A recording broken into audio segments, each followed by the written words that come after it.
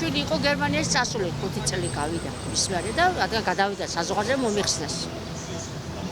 მერე ჩამოვიდა დედა კიდე ლოგიზე მყავდა.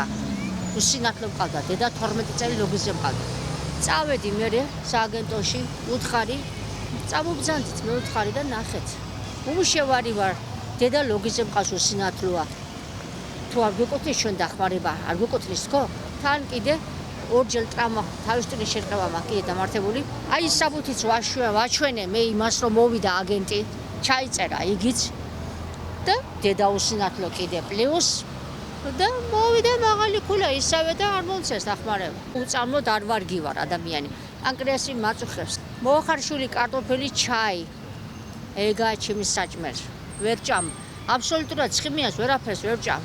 ისე ცუდათა ვარ. ნათესავი, ესე იგი ხანდიხან თუ მიყიდეს ცოცხლას რაღაცა და ეგ არის. რა, და შეტევას მაძლევს აღარ ყიდულობ სრულად. რაც მე საჭიროება დღეში სამჯერ ვერ ყიდულობ. შეტევას მაძლევს და შავდღეში ვარ. და მიუსწიკი 90 კილო ვიყავი და ჩამოვედი 65 კილოზე. და ასეც მაწუხებს ვარ ცუდად.